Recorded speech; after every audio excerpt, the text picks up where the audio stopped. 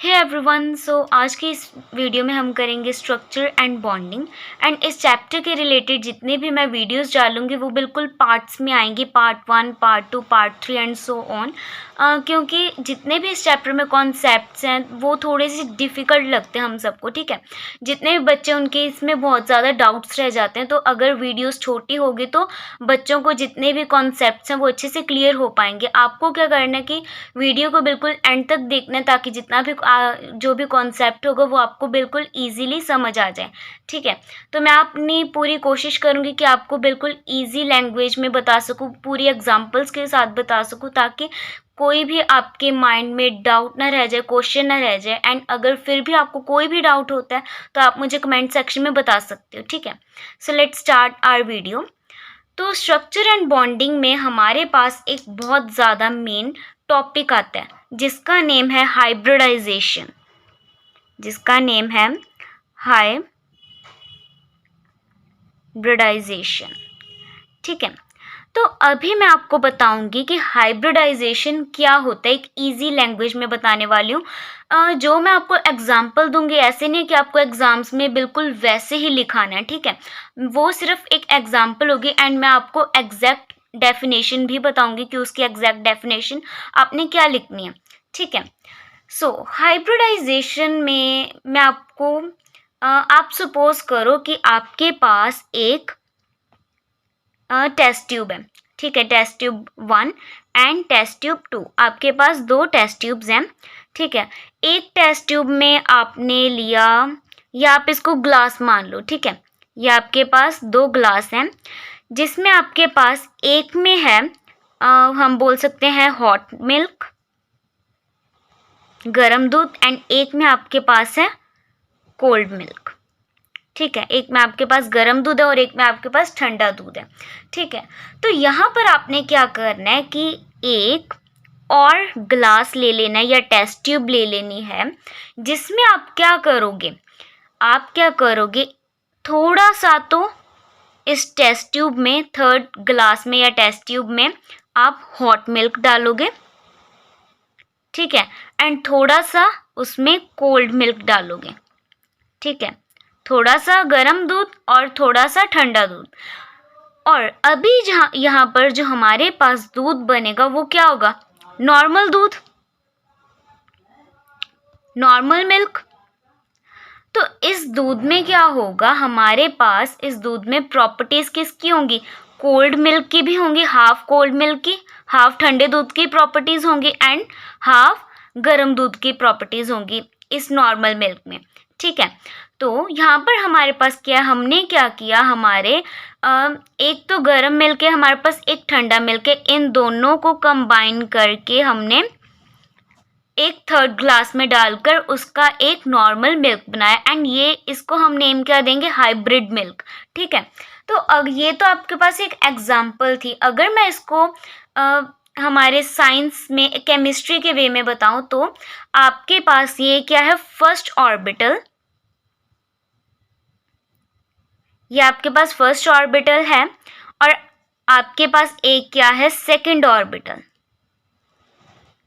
और अभी जो हमारे पास फर्स्ट ऑर्बिटल है इसकी कुछ अलग प्रॉपर्टीज होंगी, सेकंड वाले ऑर्बिटल की कुछ अलग प्रॉपर्टीज होंगी। जैसे हमारे पास कोल्ड मिल्क की अलग प्रॉपर्टीज थी एंड हॉट मिल्क की अलग प्रॉपर्टीज थी, ठीक है। जब हमने दोनों को मिलाया तो दोनों की प्रॉपर्टीज को मिलाकर हमारे पास नॉर्मल मिल्क या हम बोल सकते हैं हाइब्रिड मिल्क बना, ठीक है।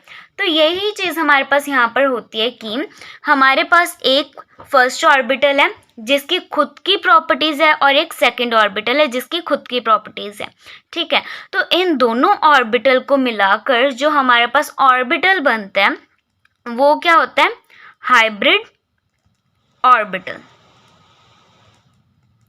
ठीक है। जिसके पास फर्स्ट ऑर्बिटल की भी प्रॉपर्टीज एंड सेकंड ऑर्बिटल की भी प्रॉपर्टीज हैं, तो उसको हम क्या बोलते हैं, हाइब्रिड ऑर्बिटल, ठीक है। तो आप जितने भी मैं आपको चीज़ करवा रही हूँ, है ना, कॉन्सेप्ट करवा रही हूँ, तो आप इसके नोट साथ साथ बनाते रहो ताकि आपको ईजी हो जाए। ठीक है, ये बिल्कुल सिंपल लैंग्वेज में मैं आपको करवा रही हूँ, कोई ज़्यादा जल्दी नहीं करवा रही कि आपको समझना है। ठीक है, हम बिल्कुल सिलेबस को बिल्कुल आराम आराम से ही चलाएंगे ताकि आप सबको सारा समझ आए।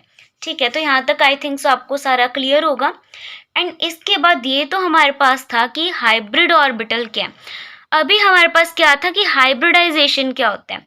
हाइब्रिडाइजेशन इस कंप्लीट प्रोसेस को बोलते हैं जिसमें हम ऑर्बिटल्स की मिक्सिंग करते हैं और एक नया हाइब्रिड ऑर्बिटल बनाते हैं जिसमें हमारे पास सिमिलर प्रॉपर्टीज हों दूसरे ऑर्बिटल की।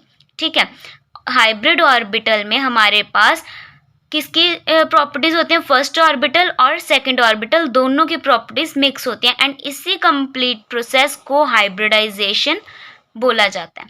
ठीक है, सो आई होप आपको ये समझ आ गया टॉपिक की हाइब्रिडाइजेशन क्या होता है। अगर आपको फिर भी इसमें कोई डाउट है तो आप मुझसे कमेंट सेक्शन में पूछ सकते हो। ठीक है, सो अभी हम आगे चलते हैं। अगर हम आगे चलें तो हमारे पास एक कॉन्सेप्ट और आता है कि हाइब्रिडाइजेशन के टाइप्स क्या क्या हैं। तो हमारे पास हाइब्रिडाइजेशन के 3 टाइप्स होते हैं। There are 3 types of hybridization. ठीक है, एंड ये आप सबको पता होगा कौन कौन से होते हैं। एक हमारे पास होता है sp, एक sp2, एक sp3। ठीक है, तो हमारे पास ये 3 टाइप्स होते हैं हाइब्रिडाइजेशन के। तो इसके बाद अगर हम हाइब्रिडाइजेशन के टाइप्स की बात करें तो हमारे पास सबसे पहले क्या आ रहा है, sp।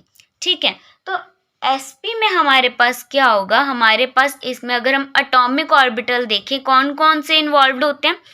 सबसे पहले sp की बात करते हैं हम। ठीक है, तो sp में क्या है, इन sp hybridisation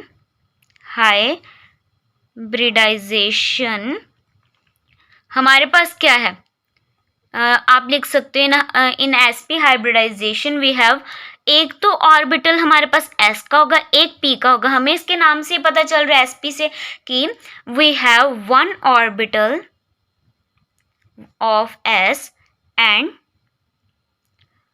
we have one orbital of p। ठीक है, एक ऑर्बिटल हमारे पास s का एंड एक ऑर्बिटल हमारे पास p का है, और यही क्या होती है, sp हाइब्रिडाइजेशन। तो यहाँ पर अगर हमने इसको डायग्राम से या हमने इसको स्ट्रक्चर से बताना है तो हमारा जो s ऑर्बिटल होता है वो स्फीयर होता है। ठीक है, हम इसको स्फेरिकल से डिनोट करते हैं, सर्कल से। ठीक है, तो एक हमारे पास s ऑर्बिटल है और प्लस हमारे पास एक कौन सा ऑर्बिटल है, p ऑर्बिटल। ये साइन हमारा होता है p ऑर्बिटल के लिए। एंड जब हम इनकी हाइब्रिडाइजेशन करवाएंगे तो हमारे पास मीन्स इन दोनों की प्रॉपर्टीज को मिक्स करेंगे तो हमारे पास क्या बनेगा, हमारे पास एक हाइब्रिड ऑर्बिटल बनेगा। ठीक है, जिसको हम sp हाइब्रिडाइजेशन बोलते हैं ना। इस सारे को जब हमारे पास हाइब्रिड ऑर्बिटल बन गया मीन्स sp बन गई, तो इस पूरे प्रोसेस को क्या बोलेंगे, sp हाइब्रिडाइजेशन, जिसमें हमारे पास इन दोनों ऑर्बिटल की मिक्सिंग होकर एक हाइब्रिड ऑर्बिटल बन रहे जिसका नेम क्या है, sp, और इसी हाइब्रिडाइजेशन को sp हाइब्रिडाइजेशन बोला जाता है। ठीक है, एंड अगर हम सेकेंड टाइप की बात करें तो वो हमारे पास क्या है, in sp2 hybridization we have one sp means one orbital of s, one orbital of s and two orbitals of p। Because हमें यहाँ से पता चल रहा है ना कि हमारे पास एक s है और 2 p है, तो यहाँ पर हमारे पास क्या, one orbital of s and 2 orbitals of p। तो हमें पता है कि एक हमारे पास s है, ठीक है, प्लस एक p है, प्लस एक और p है। ठीक है, तो ये हमारे पास एक s हो गया। ये इसको हम कैसे डिनोट करेंगे, px, ये py। ठीक है, और अगर हम थर्ड टाइप की बात करें तो थर्ड में हमारे पास क्या होगा, इन यहाँ पर हम बात करें अभी थर्ड हाइब्रिडाइजेशन की, इन sp3 हाइब्रिडाइजेशन हमारे पास क्या होगा, एक ऑर्बिटल s का एंड 3 ऑर्बिटल किसके होंगे, p के, px py प्लस pz, ये s है, ये px py pz, तो ये हमारे पास क्या होगी, कौन सी हाइब्रिडाइजेशन होगी, sp3 hybridisation. So I think यहाँ तक आपको बिल्कुल क्लियर हो गया होगा सारा कॉन्सेप्ट। सो इसके बाद हम हमारा जो नेक्स्ट टॉपिक है वो मैं आपको बताती हूँ। अभी हमारे पास नेक्स्ट यहाँ पर हम क्या करेंगे कि हम हाइब्रिडाइजेशन की हेल्प से हमारे पास कैसे कैसे डिफरेंट शेप्स कैसे बनती हैं, ठीक है। हमारे पास अभी जैसे मैंने आपको बताया कि हमारे पास 3 टाइप्स की हाइब्रिडाइजेशन होती है, sp sp2 and sp3, and इनमें अलग अलग केसेस होते हैं, ठीक है। तो पहले हमने एक ये सारा टेबल है, ये आप ड्रॉ कर सकते हो अपनी नोटबुक के ऊपर।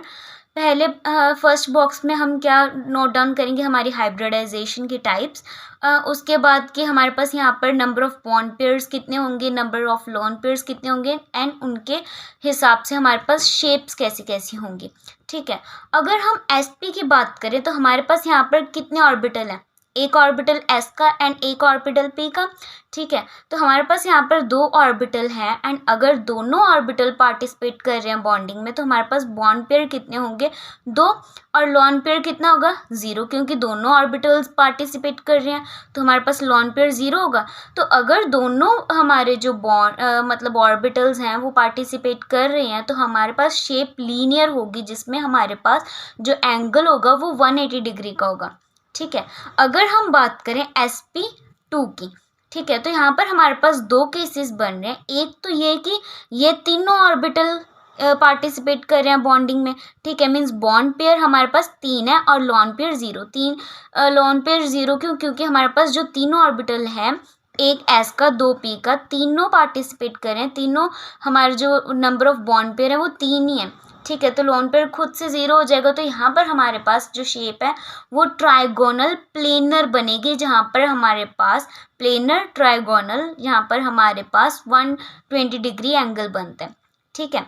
और अगर हम सेकंड केस की बात करें sp2 हाइब्रिडाइजेशन में ही, यहाँ पर हमारे पास 2 ऑर्बिटल जब पार्टिसिपेट करते हैं, ठीक है, तो वहाँ पर हम बॉन्डिंग में जब पार्टिसिपेट करते हैं तो हमारे पास नंबर ऑफ बॉन्ड पेयर 2 होंगे, एंड एक पार्टिसिपेट नहीं कर रहा तो नंबर ऑफ लोन पेयर 1 होगा।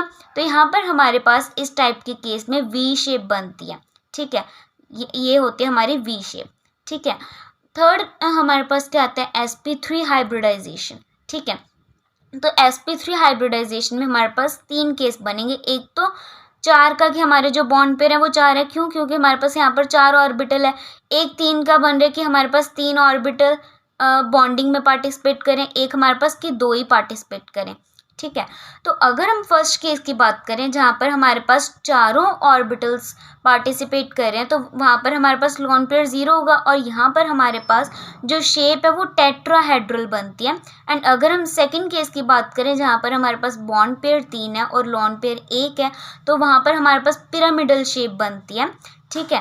और अगर हम बात करें sp3 के थर्ड केस की, जहाँ पर हमारे पास बॉन्ड पेयर 2 होते हैं एंड लोन पेयर भी 2 होते हैं, तो वहाँ पर हमारे पास वी शेप बनती है, ठीक है। और अगर हम इसी में बात करें तो अगर एक एग्जांपल लें कि H2O की, तो यहाँ पर भी आपने क्या देखा होगा कि हमारे पास जो O है इसके ऊपर यहाँ पर वी शेप बनती है दोनों H के, और यहाँ पर 2 हमारे पास लोन पेयर्स बनते हैं ना, तो यही हमारे पास एक H2O के एग्जाम्पल है। सो आई होप आपको ये सारा समझ आ गया होगा बिल्कुल अच्छे से कि जो हाइब्रिडाइजेशन है उससे कैसे कैसे डिफरेंट शेप्स बनती है, कितने एंगल्स पर बनती है, एंड हाइब्रिडाइजेशन क्या होता है, उसके क्या क्या टाइप्स होते हैं ना। तो आई होप आपको ये सारा समझ आ गया होगा। एंड अगर आपको मेरी वीडियो अच्छी लगी तो please like share and subscribe ज़रूर करना। एंड अगर आपको कोई भी डाउट है किसी भी चीज़ के रिलेटेड, या आपको कोई भी वीडियो चाहिए किसी भी सब्जेक्ट के रिलेटेड, ठीक है, तो आप मुझे कमेंट सेक्शन में बता सकते हैं, तो मैं उन सभी चीज़ों के बारे में, सभी टॉपिक्स के बारे में, कंसेप्ट्स के बारे में वीडियोस ज़रूर लेके आऊँगी। So thanks and have a nice day.